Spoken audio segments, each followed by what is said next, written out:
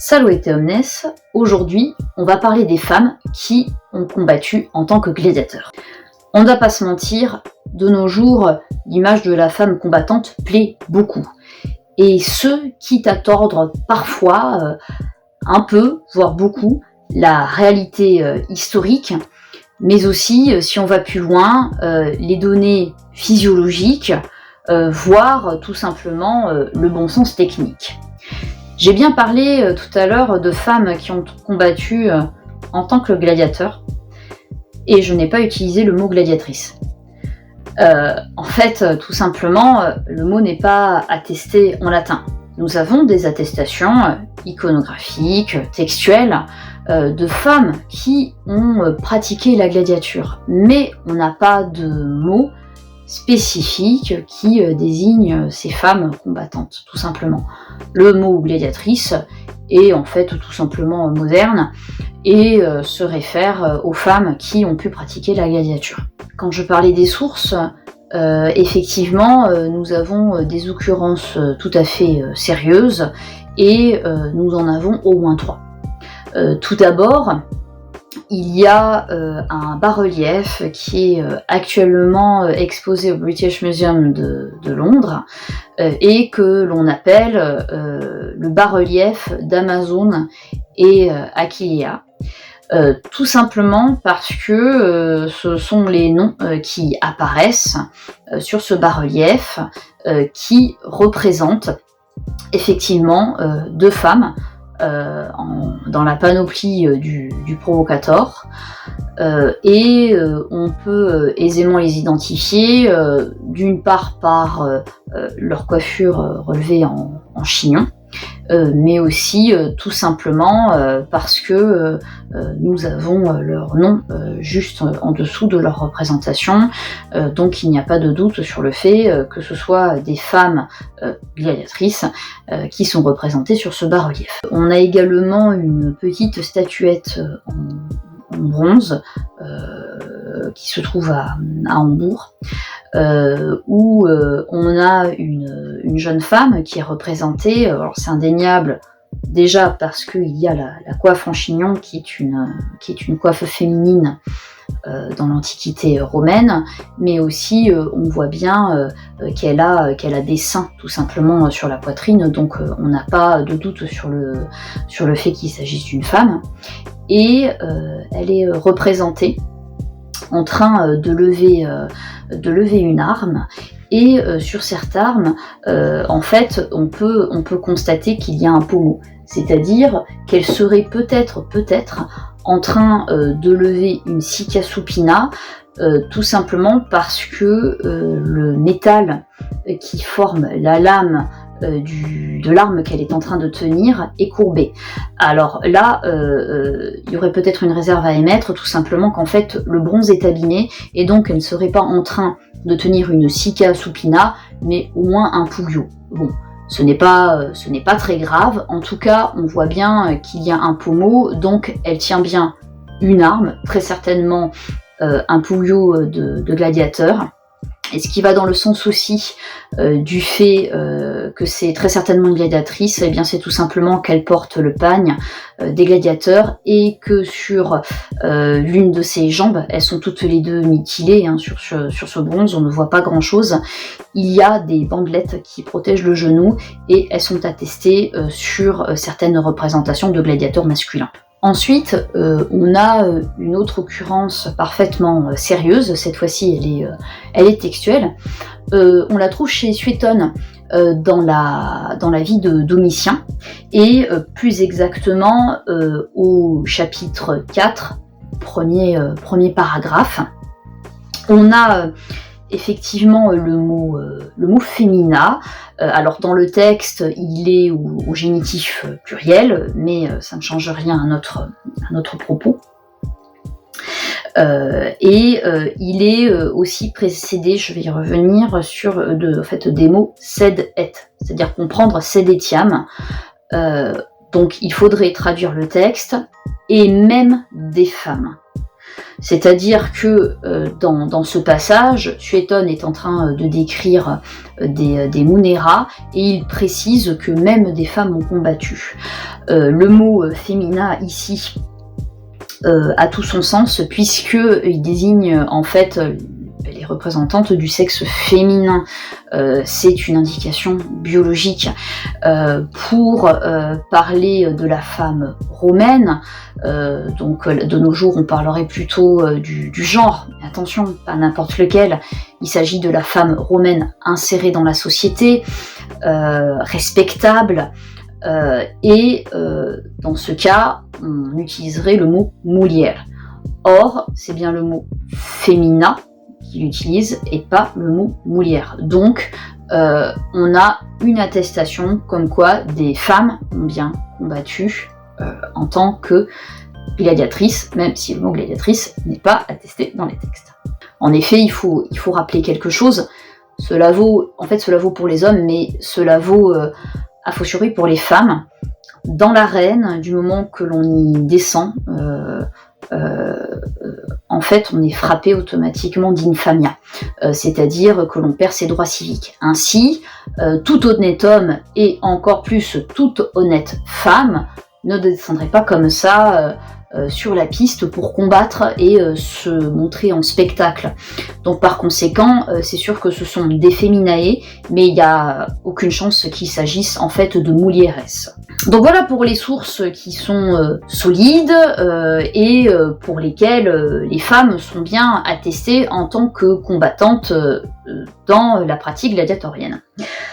En revanche, on a d'autres sources qui sont un petit peu plus compliquées, et on ne va pas échapper à l'érotisme, ça c'est pour la partie un petit peu gentille, mais surtout à l'obscénité dans les textes dont je vais parler. Je vais essayer d'être la plus présentable possible, promis. On a retrouvé une lampe à huile, avec un contexte clairement érotique, engageant un homme et une femme, et la femme est représentée en train de chevaucher un homme. Elle dispose en fait d'une panoplie de traces, enfin d'éléments de panoplie de traces, et elle tient effectivement une sica supina.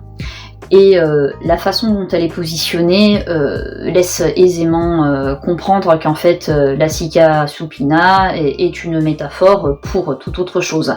C'est une lampe érotique, donc à prendre avec des pincettes. Ce n'est pas la représentation en fait d'une femme qui est en train de combattre dans la panoplie du Thrace. Nous avons dans le Satyricon, alors c'est un ouvrage qui est particulièrement ironique, donc il faut prendre cette source avec quelques précautions. Au chapitre 47, on a la mention d'une femme essédère. Alors, je rappelle tout simplement que l'essédère, en fait, c'est un gladiateur qui est inspiré d'un combattant celte. Il a été dit qu'il combattait sur un char. Nous n'avons pas d'attestation de gladiateur qui combat à partir d'un char. C'est un autre sujet, je ne vais pas m'étaler dessus. En tout cas, il y a l'occurrence d'une femme essédère dans ce passage du Satyricon. Petite précision toutefois sur le Satyricon, le texte est écrit de façon particulièrement ironique. Il s'agit d'étrier en fait Trimalchion, l'affranchi, le parvenu, et ses invités, qui sont d'une bassesse d'esprit absolument affligeante.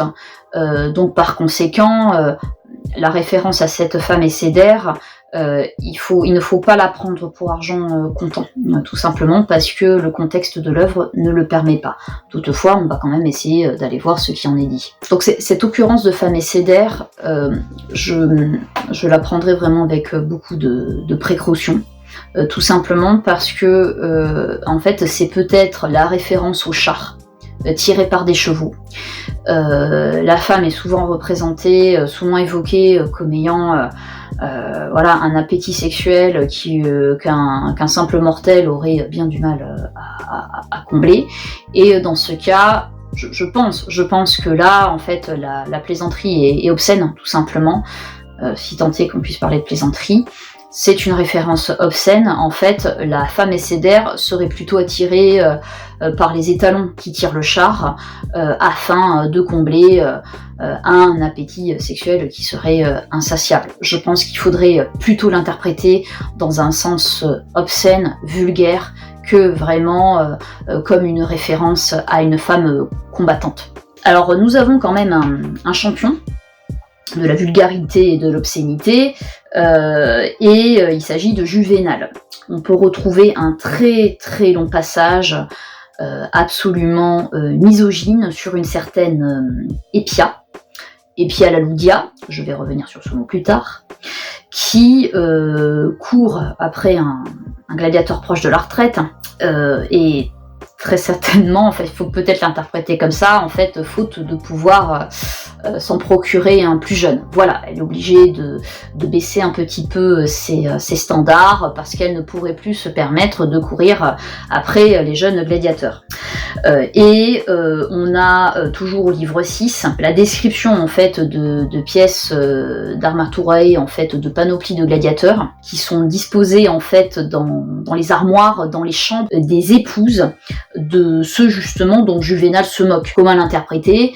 Très certainement que ces épouses ne seraient pas fidèles. Les éléments de panoplie qui sont dans les placards, c'est tout simplement en fait ce qui a été retiré en fait du gladiateur pour pouvoir le dénuder et ensuite passer à d'autres réjouissances. Je pense qu'il faut plutôt l'interpréter comme ça, plutôt que de considérer que les épouses des sénateurs dont Juvénal est en train de se moquer sont en fait des passionnés de gladiature et ont dans leur placard en fait des éléments dont elles se serviraient pour leur propre pratique personnelle. Ça n'a pas de sens. Nous avons un passage qui va nous intéresser chez Juvénal à propos du mot Loudia, qui, je pense, a été victime de fréquents contresens. Et ce terme Loudia devient particulièrement difficile à traduire. On a ensuite, juste après, un dévoiement du mot palus, qui fait référence à un tout autre mot. Oui, le phallus. Une femme est décrite en train de s'exercer au palus, en train de s'essouffler, en train de gémir. Donc le contexte est clairement obscène, voire grivois. Quel crédit accorder par conséquent à ce passage de Juvénal ? Qu'est-ce que l'on peut dire de ce mot Loudia ? Que dit l'étymologie ? Loudia dérive du mot ludius, qui lui-même va dériver d'un autre mot, d'un verbe ludo. Et ce n'est pas une étymologie qui dériverait de ludus, c'est-à-dire le terme qui désigne une école, mais aussi par extension l'école des gladiateurs. C'est vrai qu'il aurait été vraiment tentant de rapprocher Ludia Ludius, mais l'étymologie ne fonctionne pas comme ça. En fait, Ludia, c'est vraiment le féminin de Ludius. Pour dire que ce terme, en fait, n'est vraiment pas évident à éclaircir, nous avons aussi une occurrence chez Martial, dans les épigrammes, et plus exactement au livre 5, la 24e épigramme des livres 5. Donc c'est l'épigramme sur le gladiateur Hermès, un éloge, peut-être ironique, on est chez Martial, comme chez Juvénal, il faut se méfier de ce qu'on lit. Et en fait, donc Hermès, ce grand gladiateur, ferait tomber toutes les Loudiae devant lui. En l'état, le mot existe, mais je ne peux pas affirmer, du moins pour le moment, qu'il s'agit réellement de femmes qui au moins travailleraient dans le ludus ou y seraient attachées d'une quelconque façon. Je pense que le mot s'oriente plutôt vers une idée du monde du spectacle, et je vais m'expliquer tout de suite. En effet, revenons à l'étymologie, revenons à ludius. Ce terme, on sait ce que ça veut dire. Ça désigne clairement un homme de spectacle, donc ça va être un danseur, un comédien ou encore un acteur de pantomime. Par exemple, chez Plaute, dans La Marmite, le Loularia, le mot désigne clairement un danseur qui s'épile. Ensuite, nous avons une autre occurrence, chez Cicéron, dans le Procesto. Et alors là, chez Cicéron, ça devient carrément une insulte dans le réquisitoire. Et justement, Cicéron fait un jeu de mots avec le mot ludus et le mot ludius. En fait, il accuse l'adversaire de se déshonorer dans sa sphère privée avec des activités de spectacle indignes de son rang. Cicéron fait ça tout simplement parce que il était admis que on pouvait souiller la réputation de l'adversaire pour en fait affaiblir la crédibilité du plaidoyer qu'il allait faire pour dans le cadre de l'accusation ou de la défense. Donc en fait, c'est assez commun, mais chez Cicéron, c'est une insulte. Et ça va dans le sens en fait du fait que les gens de spectacle étaient frappés d'infamia et que tout honnête homme, toute honnête femme ne se livrait pas en fait à des spectacles. Chez Ovide également, dans l'Art d'aimer, plus exactement au livre 1, vers 112, le mot désigne clairement un joueur de flûte. Donc on revient là aussi dans le monde du divertissement et du spectacle. Il n'y a pas d'ambiguïté sur la signification du mot ludius. On sait ce que ça veut dire et je pense que ça vient vraiment contribuer à l'argumentaire sur le mot ludia. Ce serait, pour moi, je pense, des femmes qui sont liées au monde du spectacle, sans doute des danseuses, des musiciennes, comme il en existait, donc des femmes qui sont destinées au divertissement. Oui, dans le sens large du terme. Et cela ferait par conséquent sens avec le texte de Martial, mais aussi celui de Juvénal, qui traîne complètement dans la boue, et Pia, qui serait une femme du monde qui se donne en spectacle. Donc en bref, pour un roman, la gladiature est une chose sans doute trop sérieuse pour qu'elle soit confiée à des femmes. La lampe érotique montre bien qu'une gladiatrice, on va l'appeler comme ça par commodité, même si le terme est moderne. Donc la lampe montre qu'une gladiatrice fait avant tout l'objet de fantasmes, voire en fait qu'elle est ridicule, tout simplement. Et tous les textes qui parleraient de femmes combattantes sont soit ironiques, misogynes, obscènes, voire les trois en même temps. Et donc pour citer une autre source, Stas, dans les Sylves, plus exactement au livre 1, à la 6e pièce, au vers 53-54, se dresse un sexe novice ignorant du fer, de sorte que, impudent, il commence le combat propre aux hommes. Ainsi, le combat, qu'il soit sportif ou militaire, n'est pas l'affaire des femmes dans l'Antiquité romaine, c'est un monde d'hommes. Mais ça ne veut pas dire que de nos jours, on ne peut pas s'y essayer. Après tout, l'Empire romain, ça fait un petit moment qu'il a cessé d'exister.